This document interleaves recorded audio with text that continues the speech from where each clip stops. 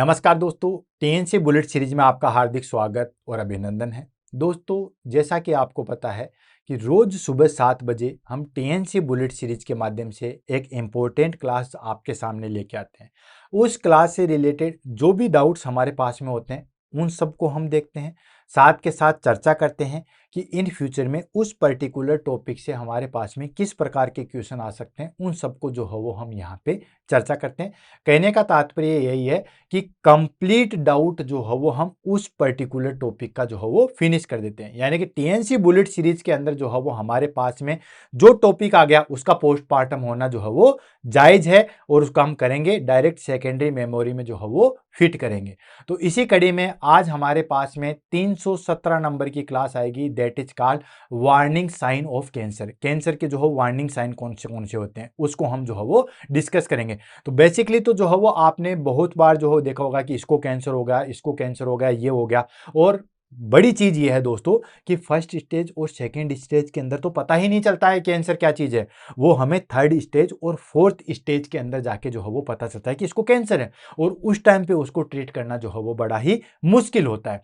तो आज की क्लास इसलिए भी इंपॉर्टेंट है, ये सिर्फ हमारे मेडिकल प्रोफेशनल के लिए नहीं बल्कि जो अदर प्रोफेशनल वाले हैं उनके लिए भी जो है वो हमारे पास में इंपॉर्टेंट है। तो इसको हम डिटेल से पढ़ेंगे और इसको जो है वो हम कंप्लीट करके जो है वो देखेंगे। तो शुरुआत करते हैं और आगे बढ़ते हैं और इस टॉपिक को जो है वो फिनिश करते हैं। सबसे पहले हम बात कर लेते हैं क्वेश्चन आंसर की कि एग्जाम में इसमें किस प्रकार के क्वेश्चन आंसर आते हैं। तो इसमें एग्जाम के अंदर जो है वो हमारे पास में क्वेश्चन निकल के आते हैं। जैसे कैंसर के जो वार्निंग साइन है उसको 7 कैटेगरी के अंदर डिवाइड किया गया है। अब 7 कैटेगरी को जो है वो हमारे पास में किस से जानते हैं, उसको क्वेश्चन के नाम से जानते हैं। CAUTION क्वेश्चन के नाम से जो है उसको जाना जाता है। वो 7 जो वर्ड है हमारे पास में क्वेश्चन के, उसी से जो है वो जाना जाता है और उनका सबका हम एक्सप्लेनेशन जो है वो देखेंगे। तो एग्जाम में जो क्वेश्चन पूछा जाता है, एग्जाम में क्वेश्चन पूछा जाता है या तो उस क्वेश्चन की फुल फॉर्म पूछ लेते हैं या उसमें से एक चीज पूछ लेते हैं। जैसे हमारे पास में C4 आता है, change in bowel and bladder habits. तो उसमें से जो पूछ लेते हैं कि क्या क्या चीजों का चेंजेज होगा। तो उसमें हमारे पास में जो बाउल एंड ब्लैडर से रिलेटेड जो चीजें हैं, यानी कि कब हमें वॉशरूम जाना है, कब हमें क्या करना है, तो वो सारी चीजें जो है वो हमारे पास में चेंज हो जाती है। ऐसे हमारे पास में जैसे ए से आ जाता है, a short that does not heal. Short throat हो जाता है, वो कभी हील नहीं होता। नॉर्मली शॉर्ट थ्रोट जो हो 2 दिन में 5 दिन में ठीक हो जाएगा, लेकिन कोई शॉर्ट थ्रोट जो हो हमारे पास में 1.5 2 महीने तक जो है वो ठीक नहीं होगा। तो ये सारी चीजें, तो एक तो आता है क्वेश्चन की फुल फॉर्म आती है एग्जाम में, और एक आता है हमारे पास में कि उस पर्टिकुलर चीज के बारे में पूछते हैं कि इसके अंदर क्या क्या चीजें आपको देखने को मिलेगी। तो इसी पे सारी चीज डिपेंड होगी और इसी पे हम सारी चीजें जो है वो कंप्लीट करेंगे। टॉपिक बड़ा नहीं है, लेकिन जितना भी मैं बताऊंगा वो काफी ज्यादा इंपॉर्टेंट है, इसलिए इसको ध्यान में रखना है। और जो स्पेशली तैयारी कर रहे हैं, ठीक है, उनके लिए मैं एक चीज और कहना चाहूंगा कि इस टॉपिक को पढ़ने से पहले आपको 2 टॉपिक और करने पड़ेंगे। एक मैंने बिनाइन और मैलिग्नेंट ट्यूमर जो है वो आपको टीएनसी बुलेट सीरीज के अंदर करवाया हुआ है, मेटास्टेसिस के नाम से। तो वहां पे देखना बिनाइन ट्यूमर में क्या होता है और मेटास्टेसिस ट्यूमर में क्या होता है, एक्चुअल कैंसर कौन सा होता है और गांठ कौन सी होती है। गांठ को कैंसर से जो है वो कोरिलेट मत करो और जो कैंसर है उसको गांठ मत समझो। समझ में आई बात? तो ये सारी चीजें जो है वो हमने ऑलरेडी एक मेटास्टेसिस के टॉपिक में करवा रखी है। सेकेंड आता हमारे पास में, एक मैंने करवा रखा है टीएनएम। ठीक है, टीएनएम की मैंने क्लास ली है। टीएनएम से हम जो है वो क्या करते हैं दोस्तों, जो भी हमारे पास में कैंसर होता है इसको हम डिवाइड करते हैं, मतलब उसको कैटेगरी में, कि फर्स्ट कैटेगरी में आएगा, सेकंड कैटेगरी में आएगा, या थर्ड कैटेगरी में आएगा, या फिर फोर्थ कैटेगरी में आएगा। तो टी से होता है हमारे पास में that is called tumour. N से होता है हमारे पास में node, that is called lymph node, कितना इन्वॉल्वमेंट है। और एम से होता है हमारे पास में मेटास्टेसिस। क्या होता है दोस्तों? मेटास्टेसिस होता है। तो ये 3 चीजें हैं, ट्यूमर, ठीक, नोड मतलब लिम्फ नोड, नोड या हम कहते हैं लिम्फ नोड, ठीक है, और मेटास्टेसिस। तो टीएनएम वाली क्लास जरूर देखिएगा। जैसे हम कहते हैं ना कि T3N2M0, तो ये टीएनएम का जो है वो अब ये कौन सी कैटेगरी में आएगा, तो ये कैटेगरी तभी आप जो है वो फाइंड आउट कर सकते हो जब आपको टीएनएम आता है। ट्यूमर की size, tumour 0, T0, T1, T2, T3, कितना साइज होगा, 3 mm 4 mm, इस तरीके से। लिम्फ नोड इन्वॉल्वमेंट में कौन कौन से लिम्फ नोड इन्वॉल्वमेंट है या नहीं है। मेटास्टेसिस मतलब अगर कहीं पे भी कोई कैंसर हो गया वो एक जगह से दूसरी जगह स्प्रेड हो रहा है या नहीं हो रहा, किस कैटेगरी में हो रहा है, तो ये टीएनएम जो है वो आपको करना है। तो आपको पूरा ट्यूमर सारी चीज पूरा कैंसर जो हो बहुत अच्छे तरीके से समझ में आ जाएगा। तो चलो चलते हैं, टीएनएम की क्लास ले लीजिएगा और बिनाइन एंड मैलिग्नेंट दोनों ट्यूमर है, बिनाइन एंड मैलिग्नेंट ट्यूमर, उसकी क्लास ले लीजिएगा, फिर आप ये चीज समझोगे तो बहुत आसानी होगी। अब हम बात कर लेते हैं वार्निंग साइन ऑफ कैंसर।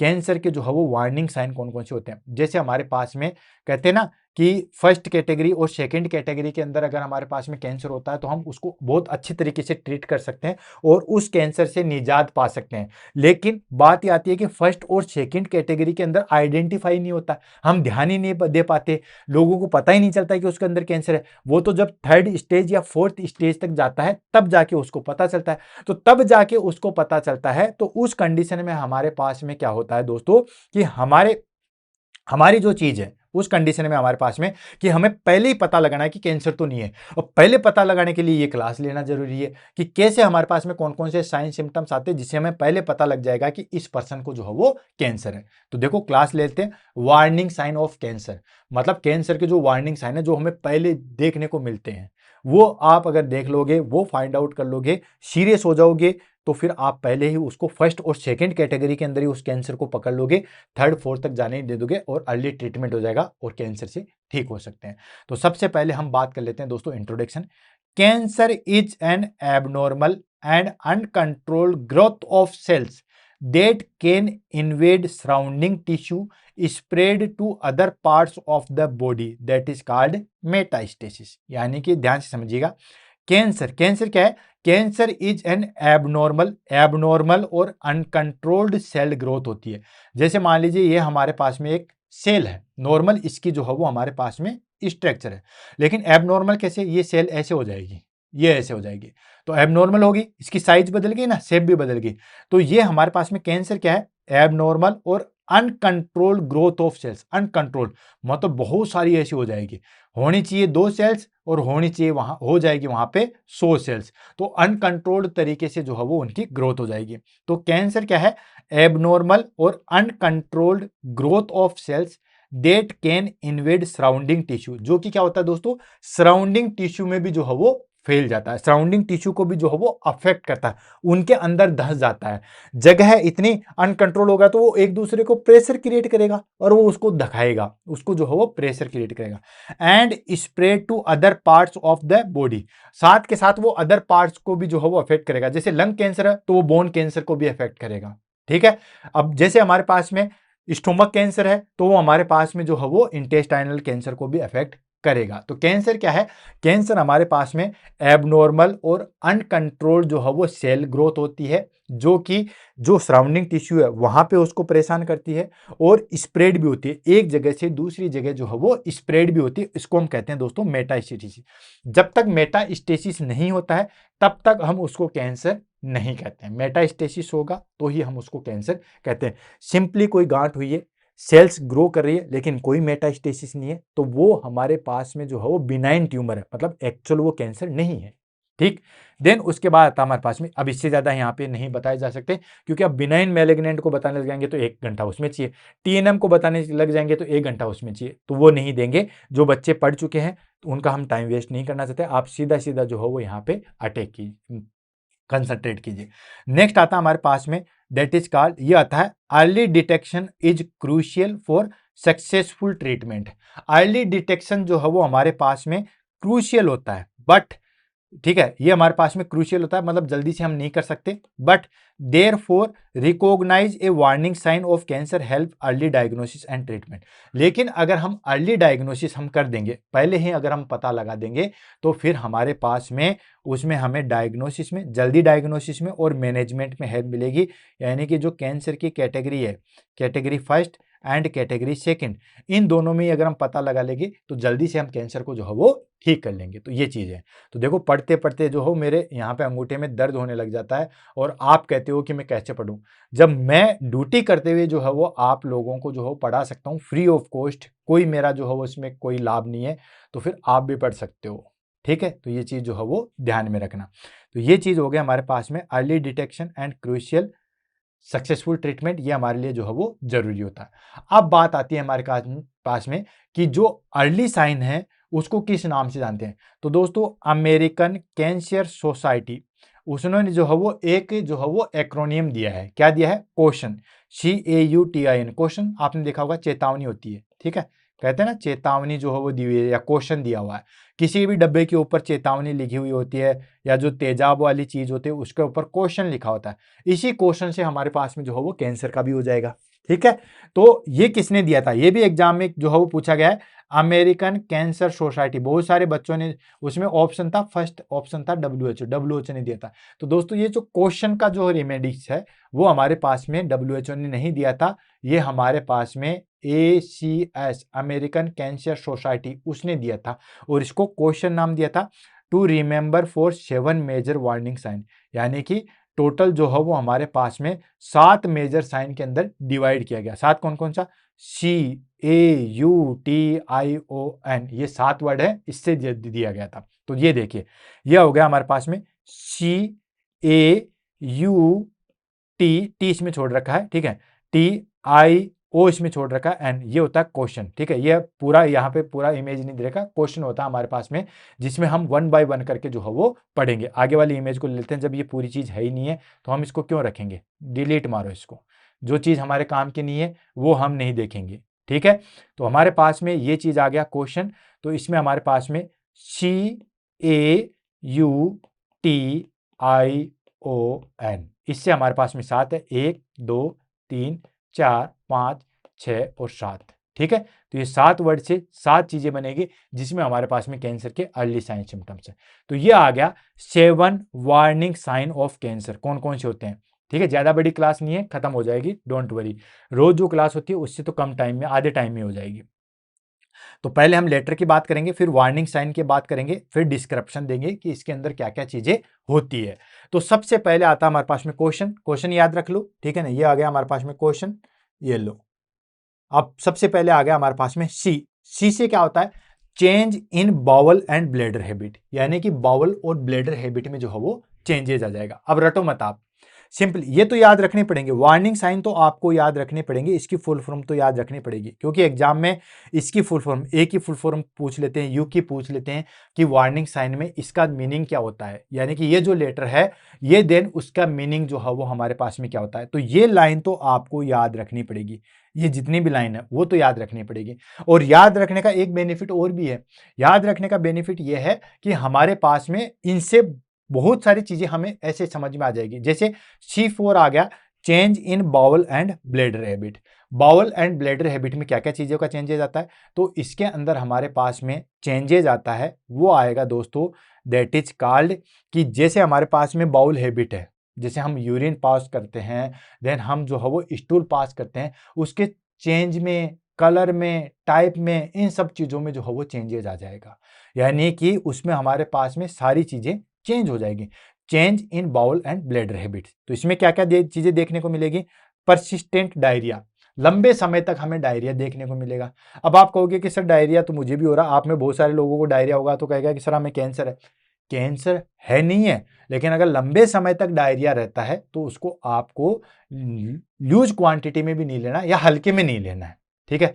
या लंबे समय तक कॉन्स्टिपेशन रहता है उसको भी, हाँ ठीक है, आप चेक करवा लो, कैंसर के टेस्ट करवा लो कि कहीं कैंसर तो नहीं है, देन आपको पता चल जाएगा कि हाँ कोई कैंसर नहीं है, तो फिर कोई दिक्कत नहीं। TNM से आपका कैंसर वाला टेस्ट कर लेंगे, बायोप्सी से, वैसे फिजिकल एग्जामिनेशन से पता चल जाएगा, आपको तो नहीं चलेगा, लेकिन जो आम पर्सन है उसको अगर लंबे समय तक डायरिया है, लंबे समय तक कॉन्स्टिपेशन है, तो जो लिम्फ नोड है उसको चेक करके, इन सब चीज़ों को चेक करके वो कह सकते हैं कि नहीं, आपको नॉर्मल प्रॉब्लम जो है वो डाइजेस्टिव से रिलेटेड है, आपको कोई कैंसर वाली चीज़ नहीं है। लेकिन एक पता तो चली। तो उसमें हमारे पास में क्या क्या चीज़ें? परसिस्टेंट डायरिया रहता है, परसिस्टेंट कॉन्स्टिपेशन रहेगा, change in stool and urine colour, urine colour और स्टूल कलर में लंबे समय तक अगर चेंजेस रहेगा, जैसे मान लो वो रेडिश है, ये सब चीजें।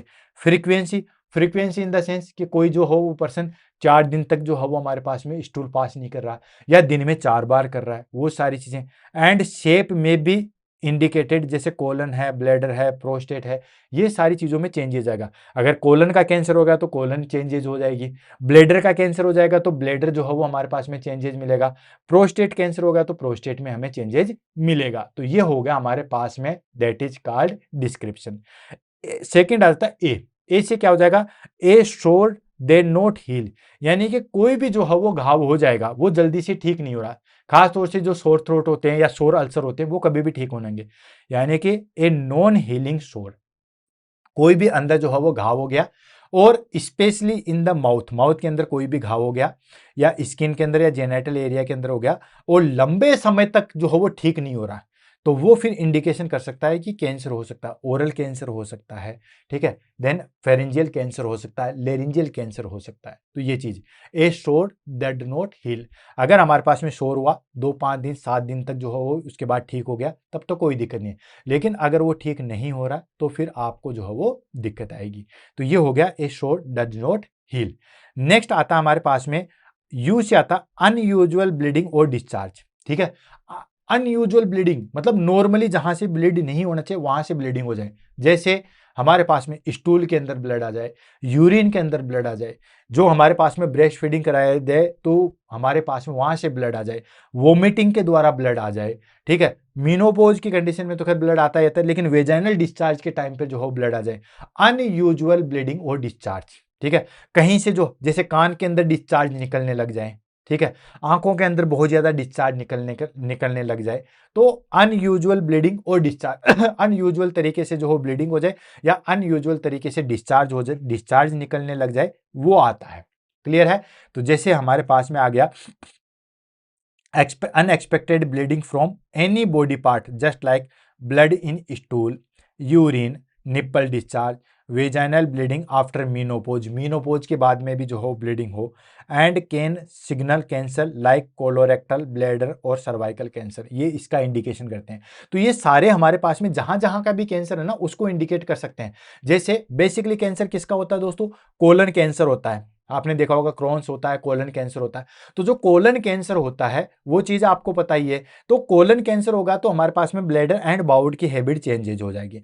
जैसे हमारे पास में मुंह का कैंसर होता है सेकंड मोस्ट, तो उसके अंदर जो हमारे पास में सोर है वो कभी भी ठीक नहीं होगा। ऐसे हमारे पास में अनयूजुअल ब्लीडिंग जैसे रेक्टम में हो जाए, देन हमारे पास में यूरिनरी ब्लैडर में हो जाए, वेजाइना के अंदर कैंसर हो जाए, सर्विक्स के अंदर कैंसर हो जाए, तो यहां से अनयूजुअल ब्लीडिंग और डिस्चार्ज निकलने लग जाएंगे। नेक्स्ट आता है टी से, टी से क्या हो गया? थिकनिंग और lymph in breast and elsewhere, ठीक है। जो भी हमारे पास में लिम्फ नोड है वो धीरे धीरे मोटे होने लगेंगे। अब ये तो आपको पता ही है, अगर कैंसर की बात हो और लिम्फ नोड की ना हो ये तो हो ही नहीं सकता। तो टीएनएम में आपको पता ही है, नो एन से होता है नोड और नोड से होता है हमारे पास में that is called lymph node. ये नोड जो है वो हमारे पास में लिम्फ नोड ही है।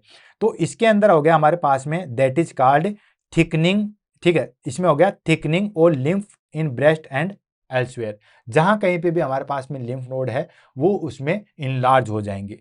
डिस्क्रिप्शन की बात करें तो lump and thickening under the skin in the breast, testes and lymph node could be early sign of tumour growth. जो भी हमारे पास में ग्रोथ होती है तो ये चीजें जो है ब्रेस्ट कैंसर होता है, तो अगर कहीं पे लिम्फ नोड है जिसकी थिकनिंग बढ़ रही है या कहीं पे भी जो है मैं ऐसा फील हो रहा है कि यार गांठ सी महसूस हो रही है, तो भी एक अर्ली साइन है। नेक्स्ट आई से आ जाता है हमारे पास में दैट इज कॉल्ड इनडाइजेशन और डिफिकल्टी इन स्वेलिंग। हम खाना जो खाते हैं उसमें हमें दिक्कत आएगी इनडाइजेशन में, इनडाइजेशन होगा, खाना पचेगा नहीं, और अगर हम स्वेल करेंगे, खाना निगलेंगे तो वो जल्दी से निगला नहीं जाएगा। तो indigestion and difficulty in swelling, difficulty होगी स्वेलिंग में और इनडाइजेशन होगा, वो चीज हमें देखने को मिलेगी। मतलब परसिस्टेंट इनडाइजेशन, डिस्फेजिया और discomfort after eating can indicated stomach, oesophageal and throat cancer. पूरी बॉडी के कैंसर को लेके चल रहे हैं अपन, ठीक है, और इसके अंदर क्या क्या सिम्टम्स हो सकते हैं। कैंसर कहीं का भी हो सकता है और कैसे भी हो सकता है, तो ये सिम्टम्स है। तो इसके अंदर क्या होगा दोस्तों? परसिस्टेंट इनडाइजेशन होगा, लंबे समय तक हमारे पास में जो है वो खाना नहीं पचेगा, डिस्फेजिया हमें देखने को मिलेगा, और डिस्कम्फर्ट आफ्टर ईटिंग, ठीक है, खाने के बाद जो है वो हमारे पास में डिस्कम्फर्ट होगा, जैसे स्टोमक, इसोफेजल या थ्रोट कैंसर होगा उसके अंदर। नेक्स्ट आता ओ से क्या होता है? ओबियस चेंजेज इन वाट और मोल। कोई भी हमारे पास में वाट्स है, वाट्स निकलते हैं ना छोटे छोटे जो है वो मतलब स्किन के टाइप पे वाट्स निकलते हैं, अब हिंदी में क्या कहते हैं तो मुझे नहीं पता है, मस्से कहते होंगे शायद, आई डोंट नो, छोटी छोटी जैसे स्किन के एक छोटी छोटी पूंछ सी जैसे निकल जाती है, वार्ट्स। या फिर मोल, मोल आपको पता है तिल। अगर वार्ट्स या मोल के अंदर कोई चेंजेज आ रहे हैं, या तो तिल बहुत ज्यादा, जैसे यहाँ पे पहले मान के चलिए स्किन के ऊपर कोई तिल नहीं था, अभी 10-15 जो है वो मोल आपको देखने को मिलेंगे, या वार्ट्स निकलने चालू हो जाएंगे, तो ये हमारे पास में चेंजेस करते हैं कि कहीं ना कहीं जो है वो हमारे पास में स्किन कैंसर जो है वो होने की संभावना है। ठीक है, तो ओबियस चेंजेज इन वार्ट्स एंड मोल, या तो जो वार्ट्स है उसमें चेंजेस आएगा, या जो मोल है उसके अंदर आएगा। तो any changes in size, colour, shape और ब्लीडिंग ऑफ ए मोल और वार्ट्स में इंडिकेटेड मेलेनोमा, यानी कि स्किन कैंसर। अगर हमारे पास में वार्ट्स है उसके अंदर चेंजेज आएंगे, या जो मोल है उसके अंदर चेंजेज आएंगे, तो वो हमारे पास में स्किन कैंसर को जो है वो डिनोट कर सकते हैं। एन से आता है हमारे पास में नेगिंग कफ और हॉर्सनेस। नेगिंग कफ मतलब कि खस खस खस तरीके से, या हॉर्सनेस जैसे हॉर्स जैसे करता है, जैसे वूपिंग कफ में होता है, वैसे हमें लंबे समय तक देखने को मिलेगा। ठीक है, यानी कि इसके अंदर हमारे पास में क्रोनिक कफ, होर्सनेस और voice changes not related to infection में इंडिकेटेड लंग और लेरेंजियल कैंसर। कोई इन्फेक्शन नहीं है, उसके बावजूद हमारे पास में जो है वो लंबे समय तक कफ है। भाई अगर मान के चलिए फेरेंजाइटिस है या लेरेंजाइटिस है या कोई इन्फेक्शन हुआ है, तब तो हमारे पास में जो है वो कफ चेंजेज होगा या कफ रहेगी, तो वो तो एक नॉर्मल चीजें हैं। ठीक है, लेकिन कोई इन्फेक्शन भी नहीं है और उसके बावजूद जो है वो हमारे पास में लंबे समय तक जो है वो कफ रहता है, होर्सनेस वॉइस रहती है, वॉइस चेंजेज आ जाता है। ठीक है, और वो किसी भी इन्फेक्शन से रिलेटेड नहीं है, तो वो फिर सीधा सीधा हमारे पास में इंडिकेट करता है लंग कैंसर या लेरेंजियल कैंसर। क्लियर है, तो ये चीजें आ गई हमारे पास में, that is called warning sign of cancer. अब देखो यहां पे नहीं चीज खत्म होती है, एग्जाम में काफी बार पूछा गया है। जैसे मैं आपको एक और चीज यहां पे बताता हूं, ब्लू कलर से लेता हूं। ठीक है, जैसे लेरिंजियल कैंसर का जो है वो मेन साइन सिम्टम्स क्या होता है, तो लेरिंजियल कैंसर का हमारे पास में मेन साइन सिम्टम्स होता है वॉइस चेंजेज। वॉइस चेंजेज यानी कि वॉइस के अंदर जो है वो चेंजेज आ जाता है। ठीक है, सेकेंड क्वेश्चन पूछा जाता है स्किन कैंसर को दूसरा नाम क्या है, तो दोस्तों मिलियनोमा जो है वो स्किन कैंसर का दूसरा नाम है, also known as skin cancer. ठीक है, ये हो गया। नेक्स्ट आ गया हमारे पास में, जैसे कि हमारे पास में थ्रोट कैंसर है या इसोफेजियल कैंसर है, वो किसको इंडिकेट करता है, तो दोस्तों डिस्फेजिया। डिस्फेजिया जो है वो हमारे पास में इसोफेजियल या फिर जो है वो हमारे पास में थ्रोट कैंसर को डिनोट करता है। ये मैं ऐसे अंडरलाइन नहीं कर रहा हूं, ये मैं कर रहा हूं जहां जहां पे एग्जाम में जो है वो क्वेश्चन पूछे जाते हैं। नेक्स्ट आता है लंफ। लंफ इनलार्जमेंट जो है वो किसको डिनोट करता है दोस्तों, लंफ इनलार्जमेंट हमारे पास में ब्रेस्ट कैंसर को करता है। ठीक है, ब्रेस्ट कैंसर को जो है वो हमारे पास में लिम्फ इनलार्जमेंट करता है, टेस्टिज को भी हमारे पास में लिम्फ इनलार्जमेंट करता है। नेक्स्ट आता हमारे पास में that is called bladder cancer होता है। तो ब्लेडर कैंसर के अंदर हमारे पास में क्या सिम्टम्स होता है, तो दोस्तों पेनलेस ब्लीडिंग होती है। पेनलेस ब्लीडिंग जो है वो हमें देखने को मिलेगी, painless bleeding in urine. Urine के अंदर जो है वो पेनलेस ब्लीडिंग देखने को मिलेगी, और ये जो है वो हमारे पास में ब्लेडर के अंदर देखने को मिलती है। क्लियर है, ब्लेडर कैंसर होगा तो पेनलेस ब्लीडिंग इन यूरिन के अंदर देखने को मिलेगी। ठीक है, ओरल कैंसर होगा तो उसमें हमारे पास में यही है, ए नॉन हीलिंग सोर जो है वो हमें देखने को मिलेगा। क्लियर है, और हमारे पास में that is called colon cancer आता है, तो उसमें हमारे पास में मेन सिम्टम्स होता है कॉन्स्टिपेशन। तो ये जितने भी मैंने अंडरलाइन किए ना, वो सिर्फ अंडरलाइन नहीं किए, ये सारे एग्जाम में जो है वो क्वेश्चन पूछे गए हैं। तो ये हमारे पास में क्वेश्चन हो गया। क्वेश्चन क्या था, C4 change in bowel and bladder habits. A4 होता है हमारे पास में a sore that does not heal. U से होता है अनयूजुअल ब्लीडिंग और डिस्चार्ज। T से होता है हमारे पास में थिकनिंग और lymph in breast and elsewhere. I से होता है हमारे पास में दैट इज कॉल्ड इनडाइजेशन और डिफिकल्टी इन स्वेलिंग। O से होता है हमारे पास में obvious changes in watt and mole. And N से होता है हमारे पास में नेगिंग कफ एंड होर्सनेस। तो ये हमारे पास में CAUTION क्वेश्चन, इससे हमें जो है वो अर्ली साइन देखने को मिल जाएगा, या अर्ली साइन कैंसर जो है वो ये होता है। देन उसके बाद एडिशनल साइन हम लेते हैं, ये तो वार्निंग साइन है। ये अगर ऐसी चीज है तो ये हमें वार्निंग दे रहे हैं कि कहीं ना कहीं आपको कैंसर तो नहीं है। और आज के टाइम पे कैंसर जो है वो कितना बढ़ रहा है ये मुझे बताने की जरूरत नहीं है, क्योंकि हर कोई किसी के मुंह से यही सुनने को आ रहा है कि उसको कैंसर हो गया, या वो कैंसर से मर गया, वो रिश्तेदार कैंसर से हो गया, वो साइड चीजें। अब आता है एडिशनल कॉमन वार्निंग साइन, यानी कि ये जो हमारे पास में क्वेश्चन तो है ही है, इसके साथ साथ कौन कौन से साइन सिम्टम्स और होते हैं।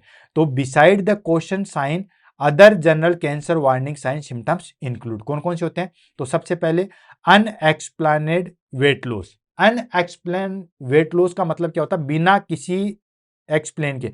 जैसे कोई आदमी डाइटिंग कर रहा है, तब तो समझ में आता है कि यार मैं डाइटिंग कर रहा हूं, खाना ही कम खा रहा हूं तो वेट लॉस होगा।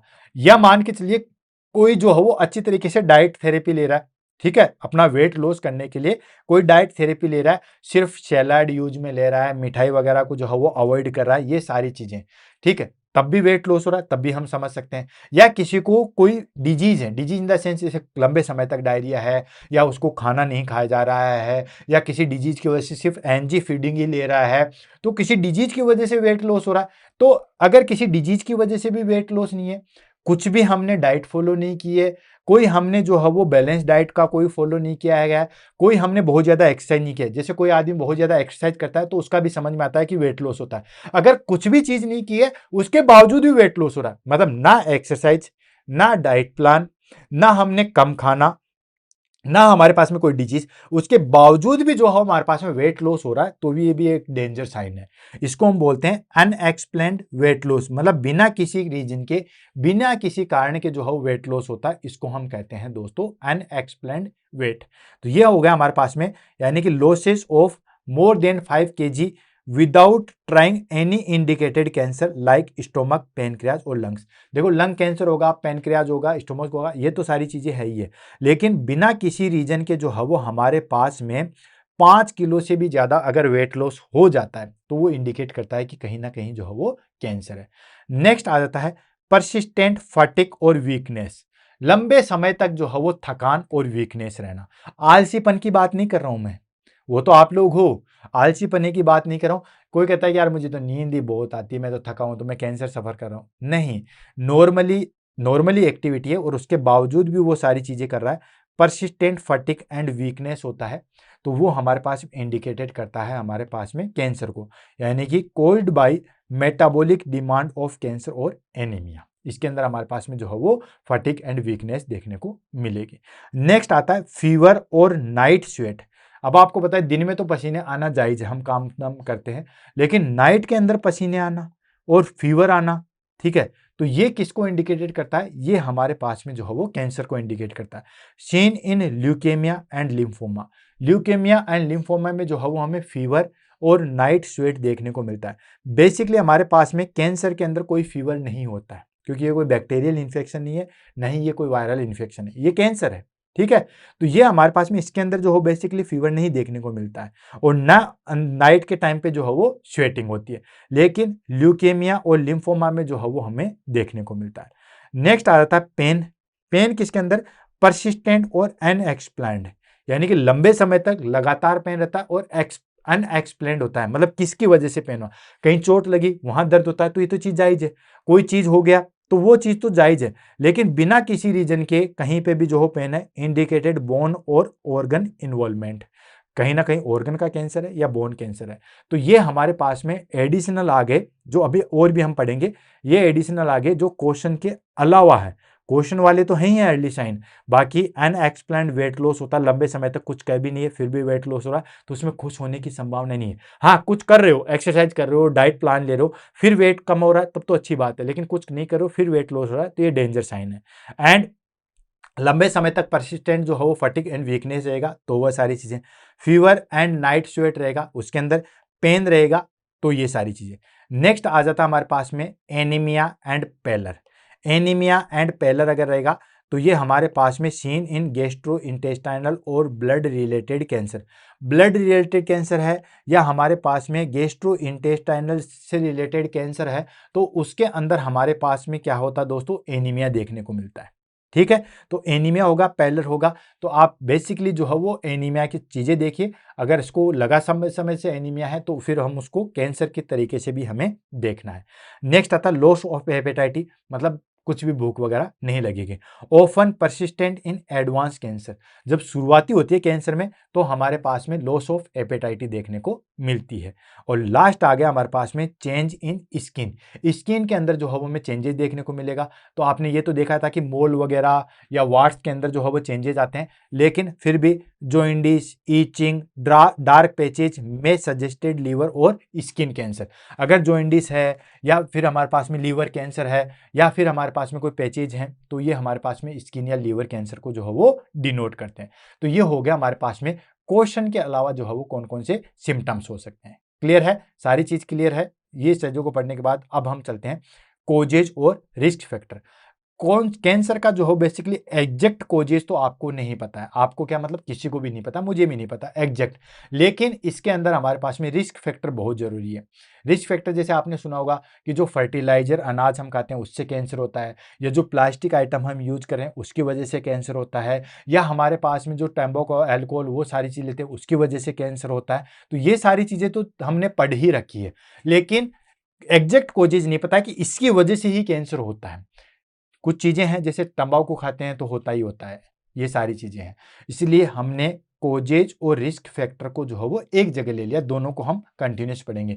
कोजेज भी हो सकता है, रिस्क फैक्टर भी हो सकता है। तो उसके अंदर हमारे पास में पहली चीज आती है जेनेटिक प्री डिस्पोजिशन। ठीक है, जेनेटिक प्री डिस्पोजिशन की अगर हम बात करें तो यानी कि अगर किसी के फैमिली मेंबर में अगर हमारे पास में किसी को कैंसर है, ठीक है, किसी को जो है वो हमारे पास में कैंसर है, और वो कैंसर जो है वो हमारे पास में माता को, दादा को, किसी को कैंसर है, तो उसके आने वाली संतति में भी जो है वो कैंसर की संभावना बढ़ जाती है। जैसे दादा मर गया कोलन कैंसर से, ठीक है, बाप मर गया कैंसर से, तो बेटे में भी जो है वो हमारे पास में कैंसर की संभावना है। या बाप मरा नहीं, बाप जिंदा है लेकिन उसको कैंसर है, तो बेटे में भी हमारे पास में कैंसर की संभावना जो है वो बहुत ज्यादा बढ़ जाती है। तो ये तो हो गया हमारे पास में प्री डिस्पोजिंग फैक्टर। नेक्स्ट आ जाता है हमारे पास में एक्सपोजर टू कार्सिजन, ठीक है, या कार्सिनोजेंस जो होता है, जैसे कि तंबाकू हो गया, रेडिएशन हो गया, केमिकल हो गया।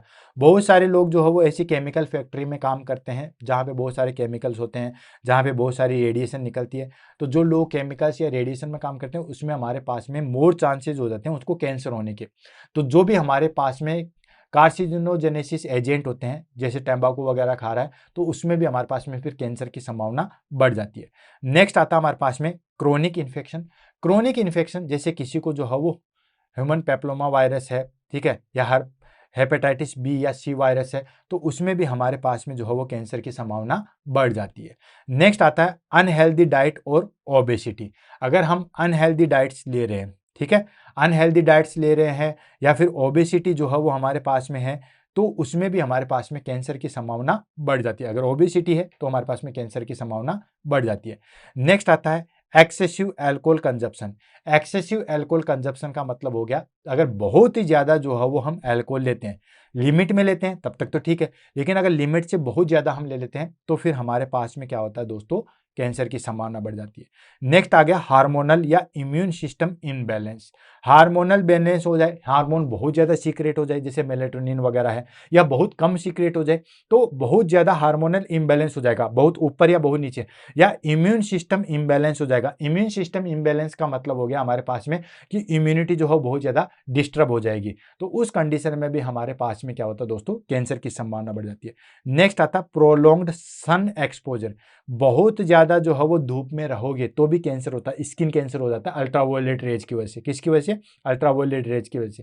कहीं कभी आप विटामिन डी लेने के चक्कर में जो है वो विटामिन डी लेने गए थे, लेके कैंसर आ गए, ठीक है, तो ये भी चीज ध्यान रखना। और वैसे भी विटामिन डी जो है वो हमारे पास में सनलाइट है वो बहुत अच्छा सोर्स नहीं है, ठीक है, सनलाइट जो है वो बहुत अच्छा सोर्स नहीं है विटामिन डी का, ध्यान रखना। विटामिन डी मैंने ऑलरेडी बुलेट सीरीज के अंदर करवा रखा है, तो वहां पे भी मैंने बताया था सनलाइट जो है वो हमारे पास में सोर्स जरूर है, लेकिन ये कोई अच्छा सोर्स नहीं है कि विटामिन डी जो है वो हमें सिर्फ सनलाइट से मिलेगा, इससे भी बहुत अच्छे अच्छे सोर्स जो है वो अवेलेबल है। तो ये हमारे पास में हो गए रिस्क फैक्टर या फिर कोजेज किसके, कैंसर के। अब आ जाता है हमारे पास में that is called nursing role in health education. Nursing role आएगा और ये टॉपिक हमारे पास में जो है वो फिनिश हो जाएगा। क्वेश्चन हो गया, हमारे पास में वार्निंग साइन हो गया। अब उसके बाद में जो है वो हमारे पास में नर्सिंग का क्या क्या रोल होता है कैंसर को ट्रीट करने में या कैंसर को जो है वो अर्ली आइडेंटिफिकेशन करने में। अभी हम वार्निंग साइन पढ़ रहे हैं, तो सिर्फ कैंसर होने से पहले पहले नर्सिंग का क्या रोल होता है इसको हम देखेंगे। बाद में इंट्रा हो गया, कैंसर हो गया, देन उसके बाद रेडियोथेरेपी में हमारे पास में क्या रोल होता है, कीमोथेरेपी में क्या रोल होता है, ये तो बहुत वास्ट है।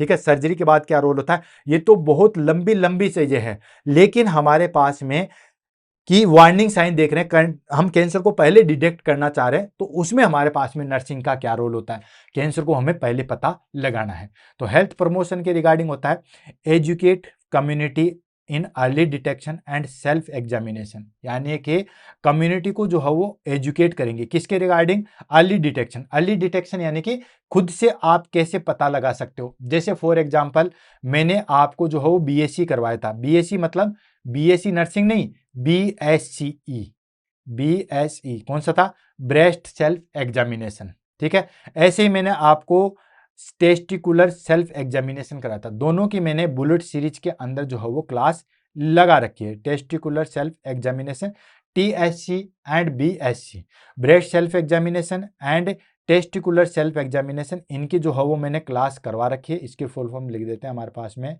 Breast self examination. ये मैंने जो है वो आपका ऑलरेडी करवा रखा है। किसी को पढ़ना है तो सिंपली आप जो है वो यूट्यूब पे जाना, वहां पे टीएनसी बुलेट डालना और बीएससी डाल देना, बीएसई डाल देना या ब्रेस्ट सेल्फ एग्जामिनेशन पूरा डाल देना, वो चीज निकल के आ जाएगी। तो ये हमारे पास में कम्युनिटी को जो है वो एजुकेट करेंगे और ये हमारे पास में नर्सिंग की जो है वो रिस्पॉन्सिबिलिटी बनती है, ताकि जल्दी से हमारे पास में, आपको पता है ब्रेस्ट सेल्फ एग्जामिनेशन में हम ब्रेस्ट कैंसर को पहले ही आइडेंटिफाई कर सकते हैं। कब करते हैं, कौन सी कंडीशन में करते हैं, देन हमारे पास में मेंस्ट्रुएशन साइकिल के कौन सी ड्यूरेशन पे करते हैं, किस तरीके से करेंगे, सर्कुलर मोशन में करेंगे, कैसे करेंगे, सिमेट्री कैसे देखेंगे, ये सब चीजें मैंने बीएससी के अंदर करवा रखी है। ऐसे टेस्टिकुलर सेल्फ एग्जामिनेशन के अंदर भी करवा रखे कि कैसे आप चेक करोगे, कैसे फ्राइम तरीके से चेक करोगे। तो इसके अंदर ऐसे आप करोगे तो ब्रेस्ट कैंसर और टेस्टिकुलर कैंसर का हम पहले पता लगा सकते हैं। नेक्स्ट आता है हमारे पास में promote healthy life style. Nurse की जो हो रिस्पॉन्सिबिलिटी बनती है कि वो जो है वो हेल्दी लाइफ स्टाइल को जो है वो प्रमोट करे। और आज के टाइम पे ये सबसे बड़ा टास्क होता है, ये कोई छोटी मोटी जिम्मेदारी नहीं है। इवन मिसाइल छोड़ने से भी जो है वो ज्यादा जिम्मेदारी यही बनती है। इसके अंदर हम क्या करते हैं, बैलेंस डाइट हम लेते हैं, फिजिकल एक्टिविटी जो है वो हम देखते हैं, एंड अवॉइडिंग तंबाकू एंड एल्कोहल। एल्कोहल और तंबाकू का जो है वो सेवन नहीं करना होता है। फिजिकल एक्टिविटी में मतलब हमारे पास में रेगुलर जो है वो एक्सरसाइज वगैरह होना चाहिए। बैलेंस डाइट जो है वो हमें लेनी चाहिए। तो ये सारी चीजें जो है वो हम देखते हैं। नेक्स्ट आ जाता है हमारे पास में, that is called encourage regular screening, मतलब प्रॉपर जो है वो टाइम टू टाइम स्क्रीनिंग करते हैं, जैसे पैप स्मेयर करते हैं। ये हम क्यों करते हैं दोस्तों, ये हम सर्वाइकल कैंसर को देखने के लिए, सर्वाइकल कैंसर जो है वो उसको आइडेंटिफिकेशन के लिए। तो सर्वाइकल कैंसर भी मैंने बुलेट सीरीज के अंदर करवा रखा है। बहुत सारे लोगों को लगता है कि सर यही बार बार कह रहे हैं कि ये भी करवा रखा है, ये भी करवा रखा है। तो दोस्तों 316 क्लासें हो चुकी है। तो 316 क्लासें, सोच सकते हो 316 क्लासें, तो 316 क्लासों में हमने जो है वो कुछ तो कराया होगा, टाइम पास तो नहीं किया। तो ये सारी चीजें, तो ऑलरेडी जो है वो सर्वाइकल कैंसर करवा रखा है। सर्वाइकल कैंसर में हम क्या करते हैं दोस्तों, पेप स्मेयर करते हैं, देन मेमोग्राम भी मैंने करवा रखा है और कोलोनोस्कोपी भी मैंने करवा रखा है। ये सारे मैंने बुलेट सीरीज के अंदर करवा रखा है। मेमोग्राम से हम जो है वो ब्रेस्ट कैंसर को हम आइडेंटिफाई कर सकते हैं। इसके अंदर हम क्या करते हैं, ब्रेस्ट कैंसर को हम आइडेंटिफाई करते हैं। एंड कोलोनोस्कोपी से हम जो है वो कोलन कैंसर को हम जो है वो आइडेंटिफाई करते हैं। तो ये हो गया हमारे पास में, that is called health promotion के रिगार्डिंग। नेक्स्ट आ जाता है अर्ली डिटेक्शन। अर्ली डिटेक्शन आप कैसे करोगे, तो अर्ली डिटेक्शन मतलब नर्सिंग की क्या रिस्पॉन्सिबिलिटी बनती है अर्ली डिटेक्शन में, तो assess patient presenting with warning sign, यानी कि क्लाइंट जो है वो हमारे पास में कोई भी चीज को लेके आया तो कोई वार्निंग साइन तो नहीं है, जो हमारे पास में क्वेश्चन वाले साइन थे उनको हमें देखना है, प्लस जो हमारे पास में एडिशनल थे कि वेट लॉस तो नहीं हो रहा है, कोई चीजों में चेंजेस तो नहीं हो रहा है, वो सारी चीजें जो है वो हम असेस करेंगे। तो ये हमारे पास में असेस करेंगे, तो इससे हमें अर्ली डिटेक्शन जो है वो पता चल जाएगा। नेक्स्ट होता है refer for diagnostic test. Then अगर हमें डाउट होता है ठीक है, कि लिम्फ नोड में चेंजेस हो रहे हैं, ये सब चीजें हो रहे हैं, इसको कैंसर हो सकता है, वो हमें डाउट हो रहा है, तो फिर हम उसको जो है वो किसके लिए भेजेंगे दोस्तों, आगे हम डायग्नोस्टिक पर्पज के लिए भेजेंगे। हमें डाउट हो रहा है तो फिर डायग्नोस्टिक टेस्ट के लिए भेजेंगे कि कंफर्म कर लें कि इसको कैंसर है या नहीं है। तो इसके अंदर हमारे पास में आ जाता है दोस्तों बायोप्सी या इमेजिंग, वो सारी चीजें जो है वो देखते हैं। मतलब बायोप्सी हम चेक करेंगे और इमेजिंग करेंगे। इमेजिंग में हम जो है वो सीटी स्कैन कर सकते हैं, देन पेट स्कैन जो है वो हम कर सकते हैं, ये सारी चीजें जो है वो हम करेंगे। ठीक है, और बायोप्सी में आपको पता है बायोप्सी की क्लास मैंने जो है वो ले रखी है, सीटी स्कैन वगैरह की क्लास भी मैंने ले रखी है। एंड लास्ट आ जाता है maintain awareness of question sign. Question sign के बारे में जो है उसको अवेयर करेंगे कि देखो ये कैंसर के साइन है, तो आपको इससे रिलेटेड कोई साइन तो नहीं है। अगर इससे रिलेटेड साइन है तो फिर फर्दर जो है हम अदर एडिशनल साइन देखेंगे। एडिशनल साइन देने के बाद हम जो है वो आगे देखेंगे कि उसका बायोप्सी करवाएं या इमेजिंग करवाएं। बायोप्सी हम करवा लेंगे तो हमें पता चल ही जाएगा कि इसको कैंसर है या नहीं है। नेक्स्ट आ जाता है हमारे पास में सपोर्टिव केयर। सपोर्टिव केयर में जो है वो नर्सिंग की क्या रिस्पॉन्सिबिलिटी बनती है। सपोर्टिव केयर में मान लीजिए किसी पर्सन को जो है वो थोड़ा बहुत पढ़ रखा है, जैसे मान लो उसने अपनी क्लास ले रखी है, देन उसके अंदर जो है वो ब्लैडर के अंदर बार बार खून आ रहा है, या उसको जो है वो हमारे पास में अलग अलग चीजें आ रही है, उसको लगता है कि कैंसर हो सकता है। अब देखो उसको डाउट तो हो गया, अब डाउट क्लियर हो गया तो हमें उसको सपोर्टिव केयर देने की जरूरत होती है। यानी कि उसको हम क्या करेंगे, provide psychological support to patient with suspected और डायग्नोस्टिक कैंसर। यानी कि उसमें हम क्या करेंगे दोस्तों, इसमें हम साइकोलॉजिकल सपोर्ट जो है वो प्रोवाइड करेंगे। क्या करेंगे, साइकोलॉजिकल सपोर्ट प्रोवाइड करेंगे टू पेरेंट्स विद सस्पेक्टेड और डायग्नोस्टिक कैंसर। यानी कि उसको लगता है कि उसको कैंसर है तो उसमें हम जो है वो साइकोलॉजिकल सपोर्ट देंगे। अगर उसको लगता है तो पहले हम उसको यही विश्वास दिलाएंगे कि देखो लगने से कुछ नहीं होता है, एक बार हम टेस्ट करवा लेते हैं, टेस्ट ये चीजें होगी, टेस्ट के बाद में हम इसको जो है वो कंफर्म करेंगे। और कंफर्म हो भी गया तो भी कोई बात नहीं, हम इसका जो है वो अर्ली हमने डायग्नोसिस कर लिया है, तो हम अच्छे तरीके से इसका जो भी हमारे पास में कीमोथेरेपी ट्रीटमेंट है, रेडियोथेरेपी ट्रीटमेंट है, या हमारे पास में सर्जिकल मैनेजमेंट है, वो हम करेंगे, इस चीज को जो है वो ठीक करेंगे। तो ये हो गया हमारे पास में, that is called psychological support. Next, educate about treatment option. उसको जो है वो ट्रीटमेंट ऑप्शन के बारे में बताएंगे, वही चीजें जो मैंने ऑलरेडी अभी जस्ट पहले बताई है।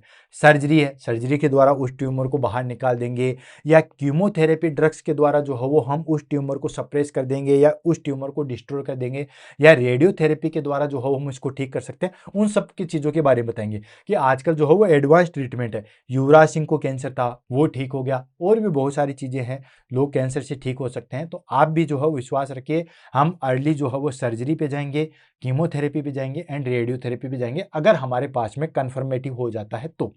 नेक्स्ट आता है manage side effect and maintain comfort. तो देखो साइड इफेक्ट तो बहुत ज्यादा होते हैं, इसमें कोई डाउट नहीं है। कीमोथेरेपी के, रेडियोथेरेपी के, सर्जरी के बहुत ज्यादा साइड इफेक्ट होते हैं, बाल उड़ जाते हैं, मुरझा जाती है, और ये सारे साइड इफेक्ट जो है मैंने आपको करवा रखे हैं। ठीक है, तो जो भी हमारे पास में साइड इफेक्ट हैं, ठीक, उनके बारे में जो है वो हम किस तरीके से उनको मैनेज करेंगे। जो साइड इफेक्ट आ गए तो पूरे बाल जड़ गए, अब आदमी की तो कोई दिक्कत नहीं है, वो तो जो है वो हमारे पास में करण जौहर की तरह लगेगा। ठीक है, तो लेकिन हमारे पास करण जौहर है, क्या नाम है, ऋतिक रोशन के बाप का क्या नाम है मुझे नहीं पता, उसकी तरह लगेगा। लेकिन अगर फीमेल है तो उसको दिक्कत है, तो कोई बात नहीं, उसको कहेंगे विग लगा लो, कोई दिक्कत नहीं है। अब बीमारी जो है वो हो गई है, उसमें तो हम कुछ नहीं कर सकते, लेकिन विग लगा के रखो। आजकल बहुत सारे लोग जो है विग लगा के रखते हैं। तो जो साइड इफेक्ट है वो तो हमें पता है, उसको हम किस तरीके से जो है वो मैनेज कर सकते हैं, वो चीज ध्यान में रखना। ये हो गया हमारे पास में सपोर्टिव केयर। नेक्स्ट आ जाता है हमारे पास में, that is called screening example for by site. यानी कि कहाँ का जो है वो कैंसर है और कैसे जो है वो हम उसको पता लगाएंगे। तो बेसिकली मैंने आपको बार बार वहां पे बता रखा था, लेकिन फिर भी जो है वो इसकी समरी कर लेते हैं। वैसे भी इसके बाद एक स्लाइड और है और ये टॉपिक हमारे पास में जो है वो फिनिश है। तो अगर ब्रेस्ट कैंसर है तो उसमें हम क्या करते हैं दोस्तों, ब्रेस्ट सेल्फ एग्जामिनेशन करते हैं। उसमें हम क्या करते हैं दोस्तों, ब्रेस्ट सेल्फ एग्जामिनेशन करते हैं, जिसको हम बोलते हैं BSE, ब्रेस्ट सेल्फ एग्जामिनेशन करते हैं। या फिर हमारे पास में मेमोग्राफी आता है, कंफर्म टेस्ट आता है। ठीक है, मेमोग्राफी कंफर्म टेस्ट आता है ब्रेस्ट कैंसर का। BSE से हमें लगभग पता चलता था, ब्रेस्ट सेल्फ एग्जामिनेशन से हमें 100% पता नहीं चलता, लेकिन एक आइडिया जरूर लगता है कि अंदर जैसे मान लो लिम्फ नोड है, किसी ने ब्रेस्ट सेल्फ एग्जामिनेशन किया ही नहीं है, कभी जो हो ब्रेस्ट को चेक किया ही नहीं है, तो उसके अंदर हमारे पास में लिम्फ नोड है या इनलार्जमेंट हो रहा, हम पता नहीं लगा सकते। लेकिन अगर आप टच करोगे, ये सारी चीजें करोगे, तो आप पता लगा के कर सकते हो। तो इससे हमें डाउट हो जाएगा कि हाँ यार कुछ तो है, चाहे वो बिनाइन ट्यूमर हो, चाहे वो हमारे पास में मेलिग्नेंट ट्यूमर हो। देन उसके बाद आता है हमारे पास में that is called mammography. Mammography से हमारे पास में कन्फर्मेटिव टेस्ट होता है। ये होता है हमारे पास में confirmative test of breast cancer. Breast cancer का जो है हमारे पास में कन्फर्मेटिव टेस्ट होता है, बहुत सारे एग्जाम में जो है वो पूछा जाता है। नेक्स्ट आता है हमारे पास में सर्वाइकल कैंसर के लिए क्या होता है, पेप स्मीयर किसमें किया जाता है, ठीक है। तो सर्वाइकल कैंसर में किया जाता है, बहुत बहुत बार एग्जाम में क्वेश्चन पूछा गया है। सर्वाइकल कैंसर के लिए हम क्या करते हैं दोस्तों, पेप स्मीयर करते हैं। तो ये पूरी स्लाइड ही जो है वो काफी ज्यादा इंपॉर्टेंट है, हर एक लाइन से जो है वो एक बार नहीं, कम से कम 20 25 बार जो है वो क्वेश्चन आया हुआ है। नेक्स्ट आता है कोलोरेक्टल कैंसर। कोलोरेक्टल कैंसर हो उसका कैसे पता लगाएंगे, तो दोस्तों स्टूल ऑक्युलर ब्लड टेस्ट करेंगे उससे, या फिर कोलोनोस्कोपी से लगाएंगे। वो मैंने आपको ऑलरेडी शुरू में बता दिया था, ठीक है। अगर आपको नहीं है तो देखो, जो हमारे पास में क्वेश्चन वाली चीजें थी, ये देखो, ये देखो कोलन कैंसर के लिए मैंने आपको बता दिया था कोलोनोस्कोपी का। तो जितने भी हमारे पास में, ये देखिए, ये देखिए, ये जितने भी हैं, तो मैंने आपको यही बता दिया था कि जो कोलन कैंसर है उसमें हमारे पास में कॉन्स्टिपेशन है, ब्लैडर के लिए पेनलेस यूरिनरी ब्लीडिंग आती है। देन उसमें हमारे पास में दोस्तों मिलेना स्किन कैंसर के लिए, और जो लेरिंजल कैंसर है उसमें हमारे पास में जो है वो हॉर्सनेस वॉइस आती है। ये सारी चीजें तो ये ऑलरेडी जो है वो बता रखी है, यहाँ पे हमारे पास में जो है वो समरी है। नेक्स्ट आ जाता है हमारे पास में that is called prostate cancer होगा। उसके लिए हम क्या करते हैं दोस्तों, पीएसए टेस्ट करते हैं। इसकी भी ध्यान रखना, प्रोस्टेट स्पेसिफिक एंटीजन। ये क्या होता है दोस्तों, prostate specific antigen, specific antigen ये होता है प्रोस्टेट स्पेसिफिक एंटीजन। ये हमारे पास में प्रोस्टेट कैंसर के लिए क्या होता है। और स्किन के लिए हमारे पास में क्या होता है दोस्तों, सेल्फ एग्जामिनेशन करते हैं मोल का या लीजन्स का, उसके द्वारा जो है वो देखा जाता है। तो ये हमारे पास में कुछ स्क्रीनिंग एग्जाम्पल है, जो कि साइट के अकॉर्डिंग, मतलब किस टाइप का जो है वो कैंसर होता है उसी तरीके से। बाकी मैं और भी जो है वो यहाँ पे लिख देता हूँ। जैसे फॉर एग्जाम्पल आ जाता है हमारे पास में, यह जाता है ब्लैडर कैंसर, ठीक है। ये आ गया हमारे पास में ब्लैडर कैंसर के लिए। तो ब्लैडर कैंसर के लिए आता है हमारे पास में that is called painless urinary bladder, painless urine, ठीक है, पेनलेस यूरिन ब्लड के थ्रू, यूरिन के थ्रू जो है वो ब्लीडिंग हो गया। ऐसे आता है हमारे पास में लेरिंजियल कैंसर, लेरिंजियल कैंसर। तो लेरिंजियल कैंसर में क्या आता है हमारे पास में, चेंज इन वॉइस, वॉइस के अंदर जो है चेंज इन वॉइस के अंदर जो है हमारे पास में चेंजेज आ जाएगा। ऐसे हमारे पास में दोस्तों कोलन कैंसर का तो खैर आ ही गया, कोलोरेक्टल का। बाकी और बताइए कौन सा कैंसर हो सकता है, ठीक है। बाकी ऑलमोस्ट जो है वो कैंसर मैंने आपको बता दिए हैं। ये सारी चीजें जो है वो हमें देखने को मिलता है। फटाफट जो है वो हम इस टॉपिक की समरी ले लेते हैं और इस टॉपिक को जो है वो फिनिश करते हैं। कहा था ज्यादा बड़ा टॉपिक नहीं है। तो दोस्तों early warning sign of cancer is question, ठीक है। Help in early diagnosis and better prognosis, ये हमें अर्ली डायग्नोसिस और बेटर प्रोग्नोसिस में जो है वो हेल्प करता है। And nurses play in crucial role in healthy education, screening and psychological support of patient and family. Of course nurse का तो पता ही आपको कि मेन रोल होता है। तो ये हमारे पास में अर्ली साइन तो हो गया इसका क्वेश्चन। एंड नर्सेज जो है वो हमारे पास में मेन रोल प्ले करती है किसमें, हेल्थ एजुकेशन में, स्क्रीनिंग में and psychological support of patient and family and patient में जो हम साइकोलॉजिकल सपोर्ट देते हैं उसमें हमारे पास में नर्सेज जो है वो काफ़ी मेन रोल प्ले करती है। वो मैंने आपको बता ही दिया है, क्योंकि सारे इमोशन सारे फीलिंग्स जो है वो नर्सेज के साथ ही शेयर होते हैं। क्योंकि बार बार वही चीज़ आती है, क्यों मुझे कैंसर हुआ, मैं तो ऐसा कुछ खाता पीता भी नहीं था, मैंने किसी का क्या बिगाड़ा, ये वो सब चीज़ें, कैंसर से मैं मर तो नहीं जाऊँगा, हमेशा वो डिप्रेशन में रहता है। तो नर्स ही उसको जो है वो एक्सप्लेन करती है। तो दोस्तों इसी के साथ आज हमारे पास में क्लास जो है वो यहीं पे फिनिश होती है। मिलते हैं दोस्तों कल सुबह 7 बजे इसी टाइम पे किसी इंपॉर्टेंट टॉपिक के साथ में। तब तक के लिए दोस्तों all the best, have a nice day. Class कैसे लगी उसके बारे में जरूर कमेंट कीजिएगा, आपके कमेंट का वेट रहता है। और और भी ऐसा टॉपिक जो आप पढ़ना चाहते हो, ऐसा कोई चीज़ जो आपको लगती है कि ये हमें समझ में नहीं आता, किसी भी सब्जेक्ट का हो, चाहे वो मेडिकल सर्जिकल का हो, चाहे वो हमारे पास में कम्युनिटी का हो, चाहे वो हमारे पास में न्यूट्रिशन का हो, चाहे वो हमारे पास में जो हो वो गायनी का हो, किसी भी सब्जेक्ट का टॉपिक हो, आप हमें बताइए। हम उसको जितना जल्दी पॉसिबल हो सकेगा उतना जो है वो बुलेट सीरीज के अंदर लेके आएंगे। हाँ, बट आपको एक चीज़ का जो है वो जरूर ध्यान में रखना, एक चीज़ का, कि वो टॉपिक पहले कंप्लीट हुआ हुआ नहीं होना चाहिए। कहीं आप टॉपिक का नाम डालो, वो हमने 10 दिन पहले, 20 दिन पहले या 2 महीने पहले करवा दिया हो, तो आप जो है वो सीधा यूट्यूब में जाना, टीएनसी सर्च करना, टीएनसी के बाद में जो है वो सीधा प्लेलिस्ट में जाने के बाद जो है वो आपका सीधा जो है वो देख लेना कौन सा टॉपिक आपको पढ़ना है। अगर वो करवाया हुआ है तो आप वहां से पढ़ सकते हो, अदरवाइज आप हमें मैसेज कर सकते हो। या दूसरा मेथड भी मैंने आपको बताया था, जो भी टॉपिक लगे सीधा टीएनसी बुलेट डालना, उस टॉपिक का नाम डालना, वो टॉपिक आपको 100% मिलेगा, आप उसको पढ़ लेना, जो भी डाउट हो आप अपना जो है वो क्लियर कर लेना। और अगर इसके बावजूद भी आपको लगे कि यार ये टॉपिक तो जो है वो हमें समझ में नहीं आया, या ये टॉपिक सर ने नहीं करवाया, आप कमेंट कीजिए, क्लास कैसे लगी उसके बारे में भी कमेंट कीजिए। हम आपके कमेंट का वेट करते हैं, तहे दिल से उसका जो है वो इंतजार रहेगा। इसी के साथ दोस्तों क्लास के बारे में बताइएगा। Thank you so much, all the best.